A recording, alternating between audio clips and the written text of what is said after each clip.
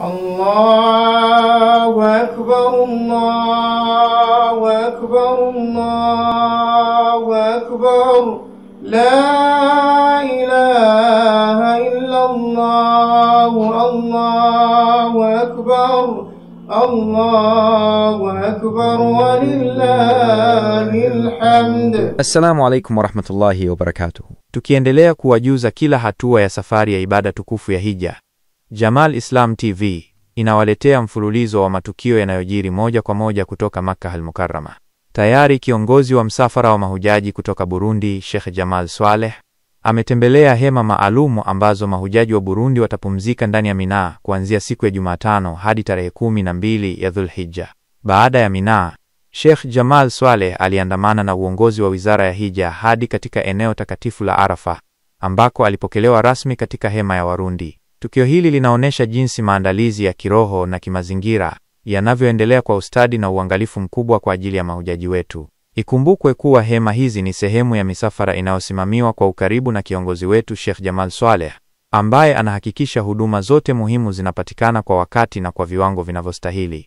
Mwaka huu mahujaji wa Burundi watakuwa katika makundi pamoja na ndugu zao kutoka mataifa mengine ya Afrika, wakiwemo Jamhuri ya Kongo, Brazzaville, Gabo, Uganda. Hali ya mshikamano na umoja inaonekana wazi miongoni mwao, huku kila mmoja akiwa na shauku ya kutimiza ibada hii kwa ukamilifu na utulivu. Kutokana na umuhimu mkubwa wa siku ya Arafa, ambayo ni Alhamis tarehe 9 ya mwezi wa Dhulhijja kwa mujibu wa kalenda ya Kiislamu, kiongozi wa mahujaji wa Burundi Sheikh Jamal Swaleh alikuwa na ujumbe maalum kwa mahujaji wote. Bismillah wa sallallahu wa sallam wa baraka ala rasulillah. Ndugu yangu Muislamu, la kuelewa ni kwamba Allah subhanahu wa ta'ala katika mausiku yote ya dunia, uko usiku mmoja aliuteua kuwa usiku bora kabisa, ni usiku wa Lailatul Qadr, mwezi wa Ramadhani.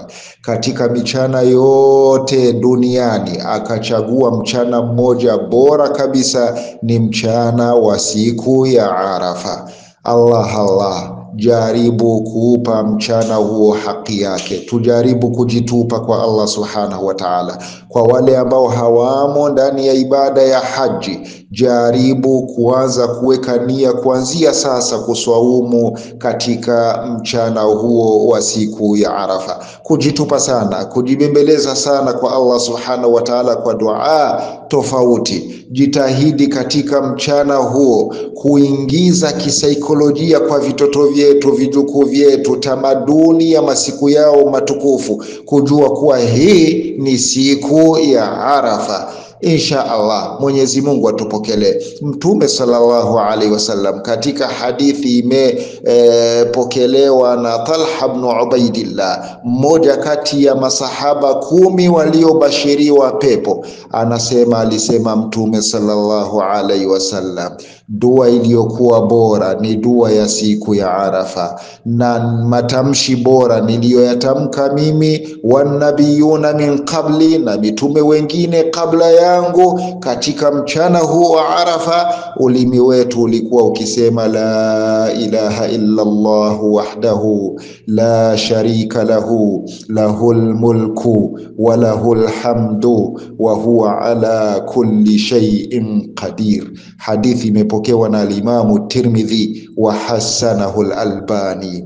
Ndugu yangu Muislam, tujaribu insha Allah kuipa siku hiyo cheo chake na heshima yake na hadhi yake. Jua lizame, kwa kadri tutavotumika tujikute alhamdulillah tumeagiza kitu kikubwa katika mzani wa mazuri yetu, kwani hatujui tutakuwa na bahati gani au tutakuwa na hali gani kwenye Arafa zingine zijazo. Huenda hii ndiyo siku ya Arafa ya mwisho katika daftari la hesabu ya siku zetu za kuishi katika dunia hii. Allah tupokelee. Salamu alaikum wa rahmatullahi wa barakatuh. Allahu akbar Allahu akbar Allahu akbar la ilaha illa Allah Allahu akbar Allahu akbar walillahil hamd. الله أكبر كبيرا والحمد لله كثيرا وسبحان الله بكرة وأصيلا لا إله إلا الله الله أكبر الله أكبر ولله الحمد. جمال الإسلام TV لبورا. جمال الإسلام TV